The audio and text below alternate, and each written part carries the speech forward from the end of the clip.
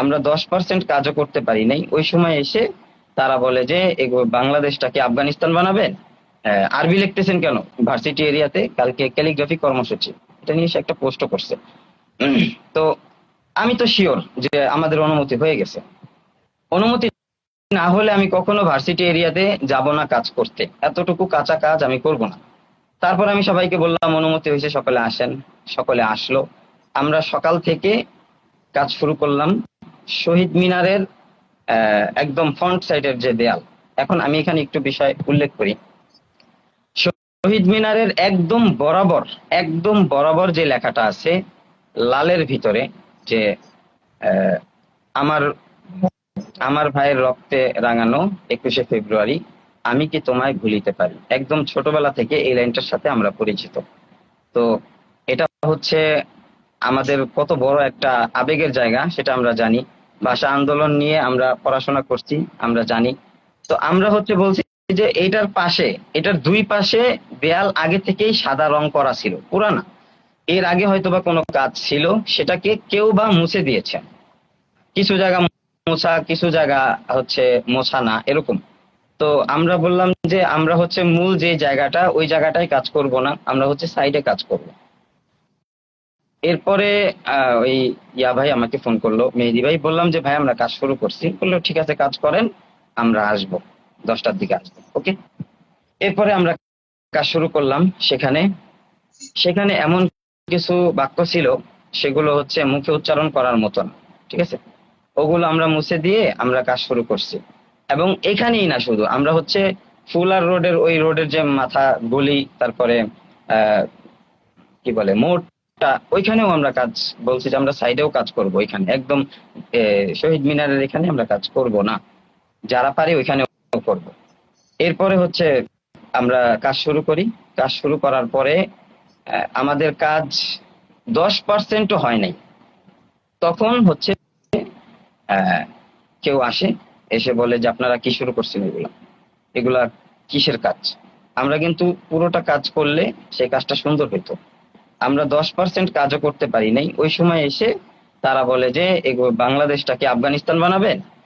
আরবি লিখতেছেন কেন শহীদ মিনার কি আরবি লেখার জায়গা? আচ্ছা ঠিক আছে, শহীদ মিনার আরবি লেখার জায়গা না, তাহলে আমরা মুছে ফেলবো, আমরা মুছে বাংলা লিখবো। আমরা কিন্তু বাংলা নিয়েও কাজ শুরু করছিলাম। বাংলা নিয়ে এই পাশে কাজ হচ্ছিল। হ্যাঁ, বাংলা নিয়ে এই পাশে কাজ হচ্ছিল। তো একটা অংশ হচ্ছে আরবি নিয়ে কাজ হচ্ছিল, তাও 10% কাজও হয়নি, মাত্র ব্যাকগ্রাউন্ড হয়েছে। আমরা আগে ব্যাকগ্রাউন্ড করি, এরপরে কাজগুলো করি, আমাদের মেসেজ গুলো দিই। তো এরপরে তারা বলতেছে আফগানিস্তান বানায় ফেলবেন নাকি। তো এই ধরনের কথার সাথে তো আমরা পরিচিত না। বাংলাদেশ বাংলাদেশ বাংলাদেশ কখন আফগানিস্তান হবে না, পাকিস্তান হবে না, ইন্ডিয়াও হবে না, বাংলাদেশ। তো ওই জায়গা থেকে আমরা তাদের সাথে কথা বললাম। তারা সরাসরি মোবাইলে ভিডিও করতেছে আমাদেরকে, যে কি করতেছেন না করতেছেন, এগুলা সব মুছেন, এগুলা রাখা যাবে না। আহ, কে অধিকার দিছে আপনাদেরকে আরবি করার? পরে বললাম যে আমরা বাংলা করব। তো বাংলাও করতে পারবেন না, ঢাকা ভার্সিটি এলাকায় শুধু ঢাকা ভার্সিটির ছাত্ররা করবে। আপনারা কারা? আপনারা কোত্থেকে আসছেন? আপনারা মৌলবাদী। আপনারা মৌলবাদ প্রকাশ করার জন্য এখানে কাজ শুরু করছেন। এই ব্যাপারগুলো তো আমাদেরকে ব্যথিত করে, কারণ আমরা ইতিমধ্যেই স্বাধীন হয়েছি। স্বাধীন হওয়ার কিছুদিন আগে আমি এক জায়গায় গ্রাফিতি করতে গেছিলাম আন্দোলনের পক্ষে। আমার কভার ফটো দেখলে আপনারা জানতে পারবেন। ওই গ্রাফিতিটা করতে গিয়েও আমি হয়রানির শিকার হয়েছি। পুলিশ ভাই না ছাত্রলীগের ভাইরা আমি জানি না, তারা আমাকে হয়রানি করছে। তো সাধারণ এখন আমরা স্বাভাবিকভাবে এখন আমরা স্বাধীন হয়েছি, এখন তো আর হয়রানি হব না আমরা। তারপরও এই যে হয়রানি হলাম, তারপরে আমরা রাজি হয়েছি আমরা এখানে কাজ করব না, ঠিক আছে, আমরা মুছে দিচ্ছি। তারা কোনো কথাই শুনতেছে না আমাদের, তারা কোনো কথা শুনবে না। তারা বলতেছে তোরা এখানে কাজ করলি কেন, তোরা কারা, তোরা মৌলবাদ, তোরা এই তোরা সেই, তোরা হচ্ছে রয়ের এজেন্ট, আরো অনেক কথা বলছে। আমরা বলছি বাংলাও কাজ করব, তারা সেটাও করতে দিবে না। এর মধ্যে স্যার আসলো একজন, স্যারের নাম আমি জানি না। স্যার এসে আমার হাত ধরে ফেলছে যে তুই আমার সাথে আয়, তোর সাথে আমার কথা আছে। তো ওদেরকে টাকা দেয় কারা? তোরা এখানে আসছিস থেকে, তোরা কি চাস, তোরা কি হিজবুত তাহরির নাকি? পরে আমি আমি বললাম যে স্যার আসেন, আপনার সাথে আপনাকে আমি বুঝায় বলি। পরে আমি আর স্যার আলাদা হলাম। আমি স্যারকে বুঝায় বললাম, কিন্তু স্যার সেটা বুঝলেন না। তিনি আমাদেরকে টেনে হেঁচড়ে 3-4 জন শিল্পীকে আমাদের হাত ধরে টাইনা একদম ইয়াতে নিয়ে গেছে, অডিটোরিয়াম, টিএসসি অডিটোরিয়ামে নিয়ে গেছে। সেখানে নিয়ে যাওয়ার পরের কাহিনী ভাই, আসলে ওইখানে নিয়ে গেছে, স্বাভাবিক আমরা ভাবছি জিজ্ঞাসাবাদ করবে। তো উনি বসেই প্রথম বলতেছে, তালেবান, বাংলাদেশে তোরা তালেবানের এজেন্ডা নাকি, তোরা রয়ের এজেন্ডা নাকি, তোরা ইন্ডিয়াকে বাংলাদেশের মধ্যে বাস্তবায়ন করতে চাস নাকি, অনেক বাজে বাজে কথা বলছে। তারপরে হচ্ছে আহ, এক ভাই ভাই হচ্ছে আপনাদের কিছু ভিডিও স্ক্রিনশটে আছে ওনার ছবি, ওই ভাই লাঠি নিয়ে আসছে, স্যার আমাদের হাতে দিয়ে দেন, আমরা এটা এই ব্যাপারটা বুঝে নিই আর কি। তো এর ভিতরে আমাদের আরো অনেক সাথীরা আসছে, আসার পরে সবাই আসছে, তারা বলতেছে এত বড় ইউনিট, এর নিশ্চিত কোনো একটা এজেন্ডা তো অবশ্যই আছে, না হলে কিভাবে সম্ভব এইভাবে এত মানুষ একসাথে হওয়া, আরবি নিয়ে কাজ করা, এটা কিভাবে সম্ভব। লাঠি নিয়ে আসছে, স্যার আমাদের হাতে ছাইরা দেন। স্যার আবার বলতেছে না না থাক, মানে আমাদের ভিতরে ভয় সঞ্চার করতেছে, আমাদেরকে হয়রানি করতেছে, ব্যাপারটা ধমকা ধমকি করতেছে, আমাদের সবার কাছ থেকে মোবাইল জমা নিয়ে গেছে। আচ্ছা, মোবাইল জমা নেওয়ার রাইট কারো আছে?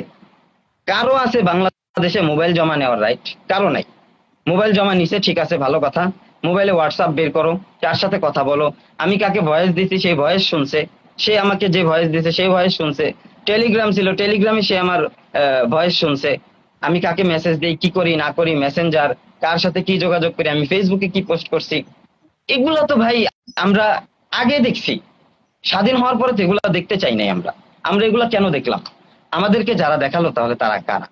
আমাদের দোষটা কোথায়? আমরা বলছিলাম আপনাদের দেয়াল, আপনারা ঠিক আছে না করে দিছেন, আমরা এই দেয়ালে কাজ করব না, ওকে ফাইন, আমরা চলে যাই, আমরা এটাকে ঢেকে দেব বা বাংলা কাজ করব। তোরা কাজ করতে করতে আসলি কেন? এই হচ্ছে তাদের প্রশ্ন। তোরা হচ্ছে জঙ্গি, তোরা শিবির, বাজে বাজে কথা ভাই, এগুলো মুখে বানা যাবে না। তো আমাদের কষ্টের জায়গাটা হচ্ছে ওই ক্যালিগ্রাফি মুছে দেওয়া নিয়ে না, আমাদের কষ্টের জায়গাটা হচ্ছে আমাদেরকে নিয়ে যে এই যে হয়রানিটা করলেন স্যার, স্যারের স্টুডেন্টরা, স্টুডেন্ট না কারা আমি জানি না, এই যে হয়রানিটা করলেন, এটা কেন করলেন? আমরা কি দোষ করছি? আমরা তো এই দেশের নাগরিক, আপনারা আমাদেরকে বুঝাবেন, আমরা আপনাদের সন্তান। যদি না বুঝি তখন করবেন, আইসেই আপনারা লাইভ করবেন, হুমকি ধামকি দিবেন, হাত ধরে টাইনা টিএসসির অডিটোরিয়ামে নিয়ে মোবাইল জমা নিবেন, যা তা চেক করবেন, এটা তো আপনাদের রাইট নাই।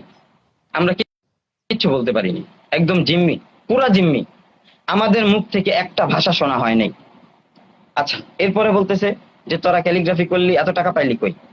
তোরা হইলো মাদ্রাসার ছাত্র, তোরা এত টাকা পাবি কই? তোরা, তোদেরকে এত টাকা আছে? তোদেরকে টাকা দিছে কে?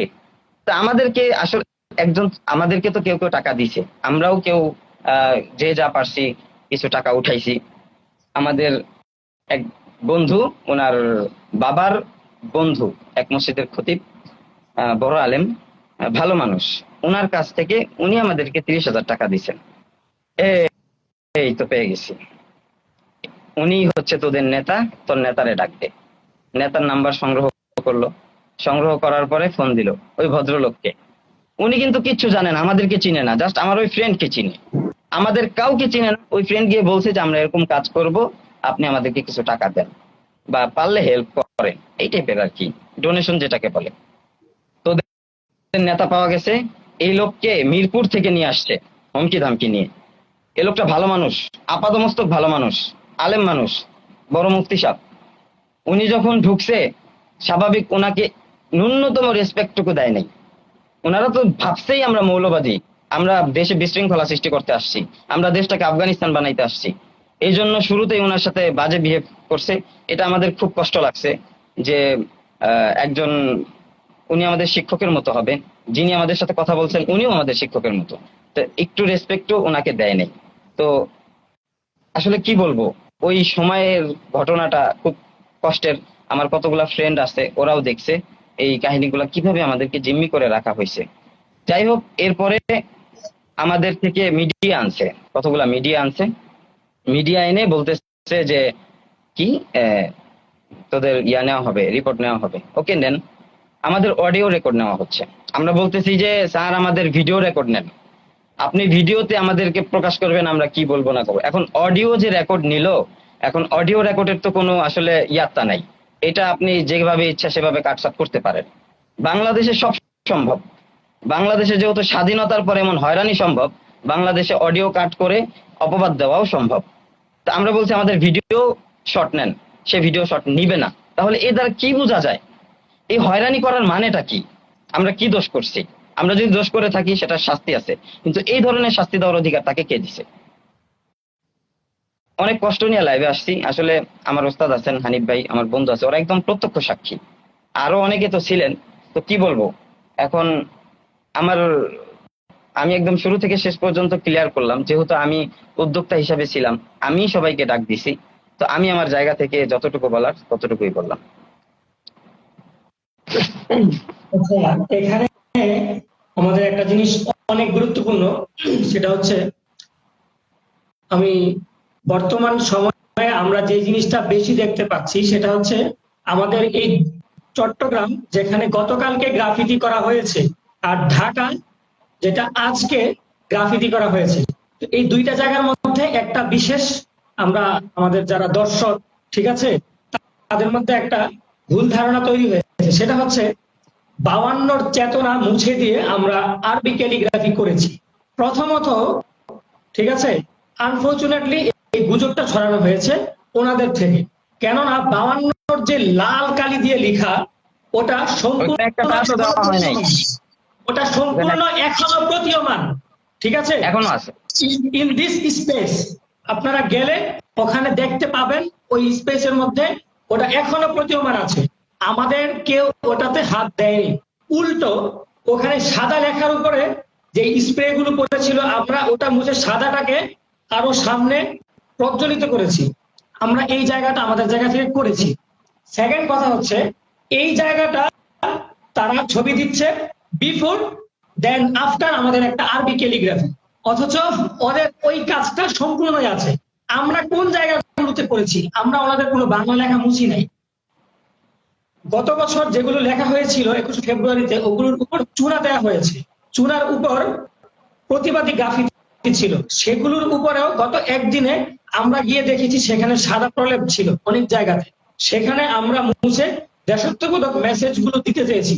আরবিতে কি লেখা ছিল এটা আপনাকে বুঝতে হবে, কাজ করতে টাইম দিতে হবে। আরবিতে লেখা ছিল আল হুররিয়া, আপনাকে এটা বুঝতে হবে। আরবিতে লেখা ছিল ফাতহুন। এই ব্যাপারগুলো তো আপনাকে বুঝতে হবে। আপনি সামনে একটা মোড়ে সম্প্রীতির বাংলাদেশ হিসাবে 4টা সিম্বল একসাথে রাখবেন, 5টা সিম্বল একসাথে রাখবেন, উচ্চারণ করবেন 4টা সিম্বল, কিন্তু লিখবেন 4টা সিম্বল, সেখানে অবকাঠামো বসাবেন 5টা সিম্বল। আপনাদের এটা পরিষ্কার, আপনাদের এজেন্ডা বাস্তবায়ন আপনারাও করছেন।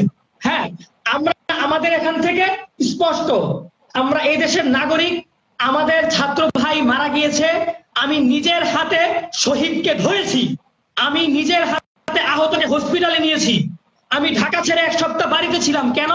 কারণ আমার এলাকাতে ধরা হচ্ছিল, পাকড়া হচ্ছিল, আওয়ামী সন্ত্রাসরা বাড়ি বাড়ি চিনিয়ে দিচ্ছিল। আমি ঢাকা ছেড়ে 1 সপ্তাহ আমার গ্রামের বাড়িতে ছিলাম। যে গেঞ্জিটা পরে আমি আমার আহত ভাইকে বুকে নিয়েছি, সেই গেঞ্জিটা পর্যন্ত আমি ফেলে দিয়েছি, ভয় রাখি নাই। কেন রাখি নাই? কারণ তারা যে কোনো সময় আমাকে রেপ মারতে পারে।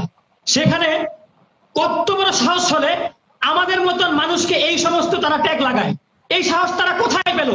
এই বাংলাদেশ কেন বাবার না? এখানে আমি জন্ম নিয়েছি, আমার বাপ জন্ম নিয়েছে, আমার বাবা দাদা জন্ম নিয়েছে। এখানে পরিষ্কার আমাদের 14 গোষ্ঠীর এখানে আদি নিবাস রয়েছে। কোন কারোর এজেন্ডা বাস্তবায়নের জন্য আমরা সেখানে যাইনি। আমি আরবিতে পড়াশোনা করেছি, আমি আরবিতে পড়াশোনা শেষ করেছি, আমার অবশ্যই অধিকার আছে আরবিতে করার। আপনাদের যদি আপনাদের নির্দিষ্ট জায়গা মনে হয় এখানে ভুল হয়েছে, আপনারা বলার ভঙ্গিমায় ঠিক রাখুন, আপনারা বলেন, আমরা সাদরে গ্রহণ করব। অবশ্যই আমরা সাদরে গ্রহণ করার জন্যই চাচ্ছিলাম, সেখান থেকে আপনারা আমাদেরকে দেননি, সেই সুযোগ কোনোভাবেই আপনারা আমাদেরকে দেননি। আপনারা ফার্স্ট অফ অল আমাদেরকে বানিয়েছেন, সেকেন্ড টাইম তালেবানের দালাল বানিয়েছেন বাংলাদেশে, আমেরিকান টাকা খেয়েছে আমরা এটা বলেছেন।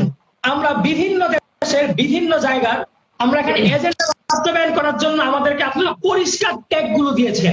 আপনারা প্রমাণ দেখান। আমাদের ফোন সার্চ করে প্রমাণ যখন পাননি তখন বললেন এরা তো খুব ঝানু পাবলিক, এদের কাছে কি প্রমাণ থাকবে নাকি? আমাদের চোখে মুখে যখন কোনো ভয় দেখছিল না তারা, তখন তারা বলছিল তাদেরকে তো প্রোটেক্ট করার জন্য পেছনে আছেই। উনি যখন আমার সামনে খুব চেঁচামেচি করে বলছিল তো একটা সময় একটা হাসির কথা বলে ফেলে, তো আমি হেসে দেই। আমার ভিতরে বিন্দু পরিমাণ ভয় ছিল না, আমি হেসে দেই। তাদের মনে হচ্ছিল হাসিটা তার মধ্যে একদম মারাত্মক ভাবে তার মধ্যে প্রোটেক্ট করেছে, উনি সম্মানী মানুষ হতে পারে। এবং এই হচ্ছে ওনাদের ভিতরের কথাগুলো। আমি একটু মাঠ পর্যায়ে যদি বলি, আমাদের ওখানে একজন মুক্তিযোদ্ধা চারুকলা থেকে পড়াশোনা করে একজন আর্টিস্ট ছিলেন, দেওয়ান মামুন স্যার। ওই স্যারের মাথাটা মাটিতে নিচু করে দিয়েছেন, উনি মুক্তিযোদ্ধা, উনি একজন শ্রদ্ধার পাত্র, আমাদের সম্ভ্রান্ত মানুষ। ওনাকে পাকিস্তানি ট্যাগ দিয়ে দেওয়া হচ্ছে, ওনাকে রাজাকার বলা হচ্ছে। এই আসপদটা কে দিয়েছে তাদেরকে? কত বড় সাহস! আমার যেমন বলার অধিকার আছে, একজন স্বাধীন বাংলাদেশে সে বলেছে আমার অধিকার আছে, অবশ্যই আছে, আমি অবশ্যই সেখানে বলতে পারবো। এরকম একজন মানুষকে তারা বলেছে। উনি আমাকে সন্ধ্যার সময় বলছে, বাবা এগুলো ডিলিট করে দাও। উনি মুরব্বী মানুষ, এই সমস্ত চাপ ওনারা নেওয়ার মতন না। আমরা ওনাদের সন্তান হিসাবে ওনাদের ইজ্জত রক্ষা করা আমাদের কর্তব্য এবং দায়িত্ব। সেকেন্ড কথায় আসি, যে ইমাম সাহেবকে বললেন আপনি 30,000 টাকা দিয়েছেন, এখানে ডোনেশন করেছেন, আপনি ফান্ডটা কোথায় পেলেন? আপনি কত টাকা ইনকাম করেন? একজন খতিব সাহেবকে বলছেন আপনি কত টাকা ইনকাম করেন? উনি 4 থেকে 5টা মিডিয়াতে উনি কাজ করেন, ওগুলোর উনি সাংবাদিক। ওনার 16 বছর সাংবাদিকতা পেশায়। যিনি ঢাবি থেকে অনার্স কমপ্লিট করেছেন, ওনার উপরে এরকম কলমগুলো তোলা হয়েছে। সেই ব্যাপারটা আপনারা প্রতীয়মান হচ্ছেন যে ওই জায়গাতে ওনারা কি করেছেন। একটা ছোট একটা মেসেজ দিয়ে রাখি আপনাদেরকে, ওনারা হয়তো বা সরকারের বিরুদ্ধে আন্দোলন করেছে, ওনারা হয়তো বা মাজলুম ছিলেন, কিন্তু সময়ের পরিবর্তনে মাজলুম বর্তমানে জালেম হয়ে গিয়েছে সুযোগ পেয়ে। এটা পরিষ্কার কথা, না হয় এভাবে বলতে পারে না। আমি শেষ করে দিব, এখানে তেমন কিছু আর বলার নেই। আমি যেটা মৌলিক আমাদের গুজবের যে ভুল জায়গাটা, সেটা আপনাদেরকে মাঝখান থেকে নিরসন করে দিয়েছি, যে আমরা ওনাদের মৌলিক কোনো কাজে হাত দেই নাই। চট্টগ্রামে মানুষ যেটা বলছে যে চট্টগ্রামে আমাদের একটা গ্রাফিতি মোছা হয়েছে, এটাও ভুল। আমাদের চট্টগ্রামের গ্রাফিতি এখনো সম্পূর্ণ অক্ষুণ্ণ রয়েছে, ওগুলো ঠিক আছে। আমাদের ঢাকার গ্রাফিতি গুলো মোছা হয়েছে। আরেকটা কথা, যারা বলে এইরকম হিপোক্রিসি মাইন্ড নিয়ে যারা চলাফেরা করে, যারা এইরকম মাইন্ড নিয়ে রান করার চেষ্টা করে, যেখানে মসজিদ থাকবে, মন্দির থাকবে, কিন্তু ধরে আমাদের সম্প্রীতি গ্রাফিতির মসজিদের গম্বুজকে মুছিয়ে দিয়েছে। এটা এখনো আছে। হ্যাঁ, এটা কিন্তু এখনো আছে, সাক্ষী হয়, আপনারা দেখতে পারেন, সমস্যা নেই। এখন আমি শেষ জায়গাতে আসি। শেষ যে কথাটা বলেছে, মাদ্রাসাতে কোনো সামর্থ্যবান ছেলেরা পড়ে না। মাদ্রাসা কারা পড়ে? যাদের সামর্থ্য নেই। কারা শাপলা চত্বরে গিয়েছে, এতিম সব ছেলেদেরকে নিয়ে ওখানে নিয়ে মেরেছে, নির্বিচারে মেরেছে। আমাদের আলেম ওলামারা নাম ধরে ধরে আমাদেরকে সরাসরি কথা বলা হয়েছে, ভাস্কর্য নিয়ে কথা বলা হয়েছে। আমরা সমস্ত ভাস্কর্য ভেঙেছি, এবং ভাস্কর্য ইসলামে নাজায়েজ কে বলেছে? আমাদেরকে তো আমাদের ওস্তাদরা নিয়মিত এগুলো নিয়ে মোটিভ করে। আমি একটা কথা পরিষ্কার ভাবে বলে দেই, আপনি যদি আপনার ধর্ম নিরপেক্ষতাবাদ অথবা সেকুলারিজম অনুযায়ী আপনি বাংলাদেশকে সেকুলারিজম করতে চান, আপনি হিন্দুত্ববাদ সম্পূর্ণ পালন করার ভূমিকা রাখেন, আমাকেও আমার মুসলমানের যেটা আছে সেটা আমাকে পালন করতে আপনাকে দিতে হবে। অন্যথায় এই যে সম্প্রীতি থাকবে না। আপনাদের দেশটা এখন স্বাধীন, আমি বলি দেশটা এখন স্বাধীন। সে যদি 2 কলম বলতে পারে, আমি 2 কলম লিখতে পারবো। সে যদি 3 কলম লিখতে পারে, আমি 4 কলম বলতে পারবো। এই স্বাধীনতা আমার আছে। যদি এই স্বাধীনতা ক্ষুণ্ণ করা হয়, এর যথেষ্ট বিচার চাওয়া হবে এবং করা হবে ইনশাল্লাহ। আরেকটা ওমর ভাই, আমাদের স্কেচ নিয়ে একটা সমস্যা ছিল। যেমন আপনি এখানে একটা পেপার দেখেন, এই পেপারসে আমি অনেক কিছু লিখেছি, তাই না? দেখতে পাচ্ছেন পেপারটা? অনলি রাফ শুধুমাত্র। এরকম একটা পেপারে আমাদের স্ক্রিনে দেখা যাচ্ছে একজন যে ওমর, আমাদের স্টুডেন্ট, সে একটা বিভিন্ন হ্যান্ড ছিল প্রতিবাদী। ওখানে তার 2টা জায়গা লেখা ছিল, একটা ছিল 52, একটা ছিল 24, এরকম পেন্সিল দিয়ে এরকম কাগজে লেখা। তো যেখানে 52 লিখা, সে প্রথমে 52 লিখছে, পরবর্তীতে সে চিন্তা করেছে যেহেতু 52 যে বর্তমানে 24টাই ফাইনাল, তাহলে কাজের মধ্যে 24টাই আনবো, এবং সে 52 লেখাটা কেটে দেয়। ওনারা এরকম করা শুরু করেছে যে আমরা 52কে 24 দিয়ে ঢেকে দিতে চেয়েছি, আমরা তাদের মুখের ভাষা কেড়ে নিতে চেয়েছি 24-এর দ্বারা 52কে। সম্পূর্ণ একটি ভুল মেসেজ ছিল, একদম ভুল বুঝাবুঝি ছিল। এই সমস্ত ব্যাপারগুলো থেকে এই বিষয়টা আমি ক্লিয়ার করি হানিফ ভাই জি। এই বিষয়টা আমি ক্লিয়ার করে আসলে বলছি। আমি আসলে এখন যে দুইজনের সাথে লাইভে শেয়ারে আছি, তারা বর্তমান তরুণ প্রজন্মের সামনে বাংলাদেশি শিল্পী অঙ্গনের মধ্যে অনেক পরিচিত লোক। তাদেরকে অনেক তরুণরা ফলো করে, এর মধ্যে আমিও একজন, অনেকে আছে। তো আমি আমার পরিচয়টা বলি, ওনাদেরকে অনেকেই চিনেন, হয়তো সবাই আমাকে নাও চিনতে পারেন। আমার নাম মোহাম্মদ ওমর, আমি ব্রাহ্মণবাড়িয়াবাসী। আমি ব্রাহ্মণবাড়িয়ার ঐতিহ্যবাহী জামিয়া ইসলামিয়া ইউনিভার্সিটি মাদ্রাসার শেষ বর্ষের ছাত্র, তাকমিল জামাতে দাঁড়ায়। আমি ছোটবেলা থেকেই অঙ্কন আর্টের সাথে আমার একটা আত্মার একটা সম্পর্ক। এখন আমি যখন বড় হই, মাদ্রাসায় পড়ি, আমি টুকটাক ক্যালিগ্রাফি করি, এটা একেবারেই শখের বশে, একেবারে নিতান্তই শখের বশে। এরপরে ধীরে ধীরে বড় হওয়ার পর আমি বুঝি যে না, এই অঙ্কনটার সাথে অনেক আসলে ট্যালেন্টের বিষয় আছে, সেগুলো আমার মধ্যে আছে, মানুষ আমাকে অনেক উৎসাহী করে। তো আস্তে আস্তে আমি এর সাথে জড়িত হই। এরপর আমি টুকটাক ক্যালিগ্রাফিতে যাই, ধীরে ধীরে আমি প্রফেশনালের দিকে আগাই। তো এখন যেটা দেখলাম যে ব্রাহ্মণবাড়িয়া সহ পুরা বাংলাদেশের মধ্যে এই যে দেয়ালগুলো, সেই দেয়ালগুলো বলতে যে বাংলাদেশকে সুন্দরভাবে গড়ে তোলার জন্য তরুণরা সব দিকে আগায় আসতেছে। তো সেখানে তারা সুন্দর করার জন্য বিভিন্ন পদক্ষেপ নিতেছে। তাদের হ্যাঁ, ছাত্ররাই বেশি করতো। তাদের বিভিন্ন পদক্ষেপ নিতেছে, অনেক ভাবে সাজায় তুলতে চাইতেছে। আমাদের ব্রাহ্মণবাড়িয়ার মধ্যে ব্যাপক চাহিদা, ব্রাহ্মণবাড়িয়াতে ব্যাপক চাহিদা, কোনো কিছু এখন হয়নি, অনেক চাহিদা। তরুণরা সবাই মিলে আমি চিন্তা ভাবনা করতেছে, যারা সমন্বয়করা আছে আমরা তাদেরকে চিনি, হ্যাঁ, চিন্তা ভাবনা করতেছে। তো সেই ক্ষেত্রে আমি জানতে পারি, ওসাইদ একদিন আমার সাথে কথা বলে যে আমরাও তো দেশটাকে সাজাইতে কিছু করতে পারি। হ্যাঁ, তো ইতিমধ্যে আমরা দেখি অনেক জায়গায় অনেক কিছু হয়। তো ঢাকাস্থ যারা আছে তারা একটা উদ্যোগ নেয়, সেই খবর আমি ফেসবুকের মাধ্যমে জানতে পারি। তো আমি চিন্তা করি, আমি ব্রাহ্মণবাড়িয়ার সন্তান, শিল্প সংস্কৃতিতে ব্রাহ্মণবাড়িয়ার অবদান বাংলাদেশে অনস্বীকার্য, সবাই জানে। তো ব্রাহ্মণবাড়িয়ার আমি এমন একজন সন্তান হিসেবে আমি চেয়েছি যে ঢাকায় এরকম এত উৎসব মুখর একটা পরিবেশে সবাই দেশ সুন্দরের জন্য কাজ করতেছে, তো আমি তো ওখানে অংশগ্রহণ করতে পারি, আমিও সবাই থেকে দেখতে পারি, শিখতে পারি, সবাই মিলে দেশটাকে সুন্দর করতে পারি। একদম সাধারণ চিন্তা, একেবারেই সাধারণ চিন্তা। আপনারা জানেন যে ফেসবুককে আমাদের এই আন্দোলনের স্বাধীন বেতার কেন্দ্র হিসেবে বলে দেওয়া হয়েছে। তাই ফেসবুকে মানুষ যে কানেক্ট হইতে পারে এটা সবাই জানে এখন। সেভাবেই আমরা কানেক্ট হই এবং সেইভাবেই আমি যাই। যাওয়ার পর আমরা দেখি যে যে দেয়ালগুলোর মধ্যে অলরেডি সাদা করা, এবং আপনারা এখনো গেলে দেখতে পাবেন যে তারা যে যেটা বলতে চাইছে সেটা যে ভুল। হানিফ ভাই যেটা বললো, যেটা বললো মাঝখানে লাল রেখা, সেটা তো আছেই, সেটাতে কেউ টাচ করেনি। আপনারা যদি আরো বামে যান, সেখানে দেখবেন বড় করে বিভিন্ন চিত্র দিয়া 52 পুরাটা বিষয় তুলে ধরা হয়েছে। ওখানে আমাদের কেউ একটা কলমের আঁচড় পর্যন্ত দেয়নি। ঠিক আছে, আমরাই না করছি, আমরা বলছি যে দেয়ালগুলো শেওলা পড়ে গেছে, এগুলো তো আরো সুন্দর থাকা দরকার ছিল, আমরা এগুলো মোছা যাবে না, এগুলো আমরা পক্ষে কথা বলছি। তো দেখা গেছে যে যখন আমি নিয়ে গেছিলাম, তো ওরা যখন সবাই কাজ করবে, অনেকে বাংলা, হ্যাঁ অনেকে। আরেকটা বিষয় আমি আগে বলে রাখি যে আমাদের সাধারণত যে ধরনের কাজটা হয়, সেই কাজটার মধ্যে আসলে আরবিটা একটা আলপনার মতো কাজ করে, বুঝে আসছে। মূল মেসেজটা বাংলা দেওয়ারই উদ্দেশ্য ছিল, হ্যাঁ, বাংলাটাই উদ্দেশ্য ছিল। এরপর হচ্ছে আপনার আমি যে কাজটা করতে চেয়েছিলাম, আমি চিন্তা করলাম যে অনেকে অনেক লেখালেখি করতেছে, আমি একটা মোরাল টাইপের কোনো কিছু, যেটাতে বর্তমান আমাদের এই সময়টা একটা মেসেজ পাওয়া যাবে, সেরকম কোনো কিছু করতে। তো আমি এত তাড়াতাড়ি সিদ্ধান্ত নিয়ে ঢাকা যাওয়ার আমার কোনো ইয়া ছিল না। হ্যাঁ, তো আমি বাসে বসে বসে স্কেচ করি, স্কেচ করতে করতে স্কেচ করি। এরপরে পুরোটা জিনিস আঁকার পরে আমি 52 লিখি, যে এটা আমার 52। পরে আমার কাছে মনে হইলো যে হ্যাঁ 52, আমি তো 24 লিখতে পারি।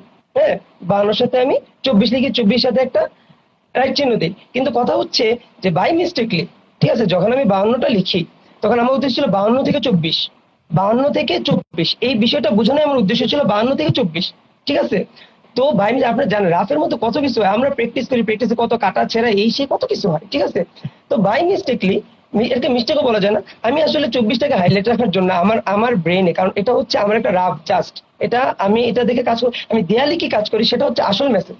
রাফকে ধরে আপনি কখনো কোনো কথা বলতে পারেন না, রাফের মধ্যে কাটাছেঁড়া হবে, সঠিক হবে, ভুল হবে, সবকিছু হবে, তাই না। আমার অনেক কিছু, পুরো খাতা ঘিজিবিজি ছিল, সেখানে 24টার পাশে একটা ক্রস চিহ্ন ছিল, ঠিক আছে। তো এই বিষয়টাকে তারা যখন রাস্তার মধ্যে যখন 52 পাশে, তো যখন আমি দেয়ালে কোনো টাচও করিনি, দেয়ালের মধ্যে আমি শুধু আমার যে এরিয়াটা আমি চক দিয়ে একটা এরিয়া করছি, তখনই একদল আইসা আমাকে বলতেছে, এই তোমরা কি করো, এগুলা সবকিছু ইয়া করো, তোমরা কি দেশকে তালেবান না? স্যার কি বলতেছেন?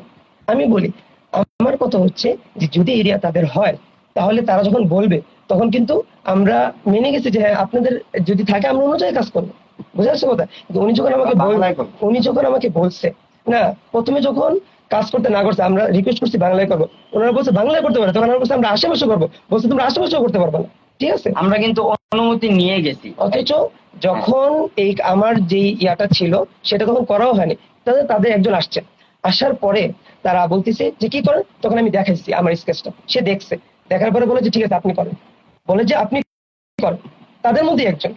তো আমি আবার আমার মতো করতে থাকি, পরে আরেকজন আসে, এসে বলে আপনারা কেউ করতে পারবেন না। এরপরে সবাইকে ধইরা নিয়ে যাওয়া হইতেছে গিয়া, সবাইকে আটক করা হয়, এই কথা বললে তারা সবাইকে নিয়ে যায় ঢাকা ইউনিভার্সিটি অডিটোরিয়ামে। আর ওখানে থেকে শুরু হয় হচ্ছে আমাদের ফোন চেক, আমাদেরকে জিজ্ঞাসাবাদ, আমরা এই কিনা সেই কিনা। আমি একটা সাধারণ শিল্পী হিসাবে যখন তরুণের জয়গণের সাথে আমি যুক্ত হইতে গেছি বাংলাদেশকে আগে নেওয়ার জন্য, তখন যখন আমাকে কেউ বলবে যে আমি বাহিন্য মুছে দিতে চাই, তখন এটা তো আমাকে হিট করবে, আমি তো তখন কষ্ট পাবো। আমি এই কষ্ট পাওয়ার জন্য প্রস্তুত ছিলাম না। এবং আপনারা যদি আমার আইটিতে যান, আমি আমার সংসারের, আমার পরিবারের একমাত্র ছেলে। আন্দোলনের সময় যখন আমি কথা বলছি, আমি ঘরের বাইরে আন্দোলনের শরীর করার যথেষ্ট চেষ্টা করছি, তখন আমার পাশে কান্না পর্যন্ত করছে। আমি বলছি যে আমার জানো যদি যায়, কিন্তু আমি দেশের জন্য করতে চাই। আপনি এখন গেলে দেখবেন দেশ আন্দোলনের ছবি আমার আছে, আন্দোলন যখন ধ্বংস করছে সেই ধ্বংস বিরোধী পোস্ট আমার আছে। এরপরে যখন ধ্বংস পরিষ্কার করা হয়েছে সেই পরিষ্কার করার পরিচ্ছন্ন কার্যক্রমের ছবিও আমার আছে। এই সবগুলোকে যখন আমি তরুণদের জন্য আমি ট্রাফিকের কাজও করছি, তখন আমি চিন্তা করছি আমি হ্যাঁ মন্দির পাহারা দিচ্ছি, রাত্রেবেলা আমি মন্দির পাহারা, সেই ছবি আমার পোস্টে আপনারা পাবেন। তখন আমি চিন্তা করছি যে হ্যাঁ দেশ সুন্দর হইতেছে, আমি স্বাভাবিকভাবে গেছি, ঠিক আছে। তখন যখন আমাকে স্বাধীনতা বিরোধী বলা হয়েছে, 52 ভাষা বিরোধী বলা হয়েছে, তখন আমি বলছি যে আপনি তো আমাকে এই কথা বলতে পারেন না। সাথে আমাকে বলে আমি এসবের লিডার, এইগুলা বই তারা আমাকে আমাকে মারতে আসছে, আমাকে বলছে যে আমি লিডার, আমাকে মারবে, আমাকে খুন করে ফেলবে, এইসব আমাকে ছেড়গুলা দেওয়া হয়েছে। এরপর আমি তাদেরকে অনুরোধ করে বলছি স্যার এরপর আমি সরি, আপনারা যে কথা বলতেছেন আমরা এই কথাগুলো মাইনে নিতেছি, তারাও মানবে না। এবং শেষ পর্যন্ত তারা এটাই প্রমাণ করার চেষ্টা করছে যে আমরা দেশ বিরোধী, আমরা হচ্ছে পাকিস্তানের আফগানিস্তানের দূষণ, আমরা দেশকে ভারতের হাতে তুলে দিয়ে আমরা র এজেন্ট, এইসব কথা বলা হয়েছে। আমার কষ্ট হচ্ছে দেশ স্বাধীনে এই দেশের আন্দোলনের শুরু থেকে শেষ পর্যন্ত থাকার পরেও যখন কোনো প্রমাণ ছাড়া, কোনো কারণ ছাড়া কেউ আমাকে এরকম কথা বলবে এবং এই বাংলা স্বাধীনতার বিরুদ্ধে আমাকে দাঁড় করাবে, তখন সেটা আমার মতো একজন সাধারণ মানুষের মাইনে নেওয়া সম্ভব না। এবং আমি এত বেশি ভেঙে পড়ছি, আমার মনে এত বেশি কষ্ট, সেই কষ্টের কারণেই আমি আপনাদের সাথে আমার এই কথাগুলো শেয়ার করছি। এমনকি তারা যে কথাগুলো বলছে কোনো প্রমাণ নেই, দেয়ালের মধ্যে যদি কিছু করা হইতো, তারা কথা বলছে দেয়ালে আমরা 5% কাজও করিনি, 5% কাজও আমরা করিনি। তারা আমি পুঁজি কইরে তারা ভবিষ্যতে সবকিছু বলে আমাদের। তাদের মূল সমস্যাটা আসলে আরবি নিয়ে ইংলিশ নিয়ে না, তাদের মূল সমস্যাটা হলো তারা যখন আসছে তখন দেখছে আমাদের মাথায় টুপি, অনেকের আমাদের গায়ে পাঞ্জাবি, এই জায়গাটাই হচ্ছে তাদের সমস্যা। কথা তারা কিন্তু আমার যে স্কেচের কথাটা সামনে আসছে, যেহেতু হানিফ ভাই বলছে, তারা কিন্তু যখন আমাদেরকে অডিটোরিয়ামে নিয়ে গেছে তখন এইসব আমার স্কেচ দেখে নেই, তারা আমার স্কেচ দেখতে রাজি না। অডিটোরিয়ামে নিয়ে যাওয়ার পরে যখন খুঁটায় কোথায় সবকিছু বের করে দেয়, আমাদের ইনস্টাগ্রাম, আমাদের মেসেঞ্জার, আমাদের টেলিগ্রাম, আমাদের হোয়াটসঅ্যাপ, কিছু চেক করতে করতে হঠাৎ করে আমার সাথে বলে স্যার এখানে তো 52 কাটা, এই তারা 52 মুছে ফেলতে চাস, এই স্যার এটা আমার প্র্যাকটিস নোট, এখানে অনেক কিছু থাকবে, আমি তো বল কোনো কিছু করিনি। কিন্তু তারা আমার কথাকে মোটেই অ্যাকসেপ্ট করেনি এবং তারা আমার সাথে এমন ভাবে তখন 52 কাটা না আরো অনেক কিছুই তো কাটা, হ্যাঁ 52 ওই জায়গার কাটাটাই তার চোখে পড়ছে। এবং আমার সাথে এমন ভাবে ট্রিট করা হয়েছে, আমার কাছে সাময়িক সময়ের জন্য মনে হয়েছে হয়তো আমি বাংলাদেশের কোনো নাগরিক না, আমি মনে হয় বাংলাদেশের কোনো নাগরিক না। তারা আমার সাথে এমন ভাবে কথা বলছে, তখন আমার কাছে মনে হয়েছে যে আসলে মানে আমার কোনো অস্তিত্ব আসলে বাংলাদেশের মধ্যে আমি দেওয়ার মতো কোনো কিছু না, আমি আসলে ভিনদেশি কেউ, আমার পৃথিবীতে আসলে আমার জন্মানোর পরে আমার কোনো স্বাধীনতা নাই, এরকম ভাবে তারা আমার সাথে অকথ্য ভাষায় আমার সাথে হ্যাঁ তাদের রাগ ঝাড়ছে, তারা এবং আমাকে দোষারোপ করার জন্য, আমাকে প্রমাণ করার জন্য যথেষ্ট শেষ পর্যন্ত কিছু পায় নাই। তারপরে বলছে আপনি তাদেরকে ছেড়ে দিতেছেন, এরপর আমি শিওর করে বলতেছি তারা হইতেছে কোনো এজেন্ডার লোক, হ্যাঁ এরকম কথা বইল। অথচ অনেক সাংগঠনিক কার্যক্রমে আমরা স্বয়ংসম্পূর্ণভাবে অংশগ্রহণে আছি, অনেক প্রমাণ আছে। আচ্ছা হানিফ ভাই লাইভটা শেষ করে দিব, শেষ বেলা বেলা একটা কথা বলি, তারা আমাদের থেকে কোনো ভিডিও ফুটেজ নেয়নি। আমরা যারা স্টুডেন্ট ছিলাম আমাদের থেকে কোনো ভিডিও ফুটেজ নেয়নি। তারা হচ্ছে অডিও একটা ক্লিপ নিছেন। তো যদি কোনো আসে বার্তা বা যদি কোনো নিউজ আসে তাহলে সেটা মিথ্যা হওয়ার সম্ভাবনা 90%। এতটুকু বলে রাখলাম। যাই হোক, আনিস ভাই শেষ করে দেন, খুব অল্প সময়, টাইম হয়ে গেছে অনেক, শেষ করে দেন। আপনাদের যে কথাগুলো ছিল, প্রশ্নগুলো ছিল, মূলত সেগুলোর জন্যই আমরা অনেক রাতেই, দেখা গিয়েছে বিকাল বেলা এসেছি, টুকটাক তেমন রেস্ট নেওয়া হয় নাই। তো সবাই সবার মতো বাড়িতে গিয়েছে, সেই জন্য রাত্রে আসতে একটু দেরি হয়েছে। তো আমাদের জায়গা থেকে মোটামুটি আমাদের যে অবস্থানটা আমরা আপনাদের সামনে সম্পূর্ণ ক্লিয়ার করেই তুলে ধরার চেষ্টা করেছি। ইনশাআল্লাহ যতটুকু আমাদের সাথে ওইখানে স্পষ্ট সরাসরি হয়েছে সেখান থেকেই একটু অ্যাড করি। আমরা যা বলছি এর ভিতরে যদি কেউ কোনো বাক্যে মিথ্যা প্রমাণিত করতে পারে তাহলে সে যা ইচ্ছা তা করুক, সমস্যা নেই। আমরা এটা ওপেনলি বলে দিলাম। আমরা যেটা বলছি এর ভিতরে যদি কোনো একটা অংশ কেউ মিথ্যা প্রমাণিত করতে পারে, মিথ্যা তো সহজ বাংলাদেশে আজকে, কিন্তু এই স্বাধীন বাংলাদেশেও যদি মিথ্যা প্রমাণিত করতে পারে তাহলে সে যা ইচ্ছা তা করতে পারে। এখান থেকে আমাদের জায়গাটা আমরা সম্পূর্ণই পরিষ্কার করলাম। ছোট্ট করে যদি বলি, সেটা হচ্ছে ফেসিস্ট সরকারের বিরুদ্ধে আমরা আন্দোলন করেছি। বাকি মোটামুটি আমরা যারা ওখানে ছিলাম, এটা একটা বলা যায় 2.5 ঘন্টার একটা রিমান্ড ছিল, যেখানে আপনাকে বলার সুযোগ দেওয়া হবে না, আপনাকে শুধু চার্জ করা হবে। আপনি এই 3 বাক্যের প্রতি উত্তরে যখন একটি শব্দ বলতে যাবেন, সেখানেও আপনাকে দাড়ি কমা ধরে আপনাকে নতুন করে 3 জন মানুষ আবার প্রোটেক্ট করবে। কেমন? তো বারবার যেরকম মানে ভেতর নিয়ে মানুষ বলে যে কোন গ্রুপ থেকে টাকা খাইছস, বল হ নাকি না, কার থেকে খাইছস, তোর মামা থেকে খাইছস নাকি তোর খালা থেকে খাইছস। মানে আপনি না বলার সুযোগ নাই, আপনি বলবেন হ্যাঁ আমার খালা অথবা মামা। এইরকম একটা ট্র্যাপের মধ্যে বারবারই তারা ফেলছিল যে আমরা কোথা থেকে টাকা খাচ্ছি এসে। তো আমি তো এই দেশে এমনি কোনো দেশ থেকে ভেসে আসি নাই, এখানে জন্মগ্রহণ করেছি। আমার 25-26 বছরের জীবন বাংলাদেশেই কেটেছে। হ্যাঁ, আমরা এখানে অন্য কোনো দেশ থেকে আমাদেরকে কেউ পাঠায় নাই যে আমাদেরকে এই সমস্ত কথায় আমরা ঘাবড়ে যাব বা আমাদের চেহারার কোনো ধরনের অ্যাটেনশন পরিবর্তন হবে। তো এটাও আসলে ওনাদের কাছে অনেক বেশি চিন্তার ছিল যে চেহারার অ্যাটেনশন কেন পরিবর্তন হচ্ছে না, এত ভাবে তাদেরকে জেরা করা হচ্ছে, তো তারা নির্দ্বিধায় কেন কথা বলছে। তো এই ব্যাপারগুলো আসলে আমরা ওই সময়টা আমার কাছে সম্পূর্ণ, আমি যদিও খুবই স্বাভাবিক থাকার চেষ্টা করেছি, কারণ আমি সেখানে কোনো ওনাদের এরিয়াতে যদি উনি বলেন আমরা রং জায়গাতে হাত দিয়েছি, তো আমরা তো সাথে সাথেই বলেছি আমরা এটাকে ঠিক করে দিই, নিষ্কাশন করে দিই। কিন্তু আপনারা তো আপনি অন্যদিকে ব্লেম দিচ্ছেন, হ্যাঁ অন্যদিকে নিয়ে এটাকে ব্লেম দিচ্ছেন। তো সেই দিকে তো আমি কোনো জড়িত না। আমার জায়গা থেকে আমি 100% ক্লিয়ার, আমার সম্পূর্ণ আমার জায়গা থেকে আমি সম্পূর্ণ ক্লিয়ার আছি। সমস্ত কিছু এই সে অনেক কিছু যেগুলো মানুষ বলতে পারে, এরকম ছোট লোকই কথা। তো উনি ওনারা যেমন একটা কথা বলেছে, আমি একটু শর্ট করে আপনাদেরকে বলে দিই, যে কোনো ভালো ঘরের ছেলে মেয়ে আওয়ামী লীগ করতে সরি মাদ্রাসায় পড়েন, ঠিক আছে, কোনো টাকা পয়সা ওলা ঘরের ছেলেরা মাদ্রাসায় পড়ে। আমার বাবা একজন অবসরপ্রাপ্ত প্রফেসর, ঠিক আছে, অবসরপ্রাপ্ত সরকারি কলেজের প্রফেসর ইকোনমিক্স। সেখান থেকে আমি মাদ্রাসায় পড়ে কি দোষ করলাম নাকি রে ভাই? আমার বাবা আমাকে পড়াইছে, আমার মা ইডেন থেকে পাশ করা একজন মেয়ে।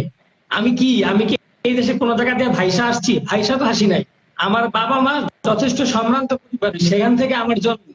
আমাদের যে আর্টিস্ট গুলো ছিল, এই এক একটা মেধা কোন কচুরিপানা থেকে ভেসে ওঠে নাই, প্রত্যেকটা বড় বড় ঘরের সন্তান। কিভাবে আমাদের এইরকম জায়গায় তারা কথা বলতে পারে, এই সাহস তাদেরকে কে দিয়েছে? এইরকম সাহস তাদেরকে কে দিয়েছে? তারা যেমন আমাদের কাছে এগুলো বলেছে, তারা যেমন আমাদের এজেন্ডা খুঁজতে চেয়েছে, আমাদেরও বাংলাদেশের নাগরিক হিসাবে এই উত্তর আমরা চাই যে আমাদের কওমি ঘরানা, মাদ্রাসার ঘরানা নিয়ে এরকম ঢালাও ভাবে মূর্খ গরিব ছোট ঘরের সন্তান থেকে আমরা উঠেছি, এই সাহস দুঃসাহস তাদেরকে কে দিয়েছে? অনেক রাত হয়ে গিয়েছে, অনেক কথা হয়ে গেছে, আপনারা দোয়া করবেন আল্লাহ তাআলা আমাদের দেশে সম্পূর্ণ সবার জন্য শান্তির ব্যবস্থা করে দেন, সব মানুষ যেন নিরাপদে বসবাস করতে পারে, আমাদের দেশটা সেরকম বানিয়ে দেন।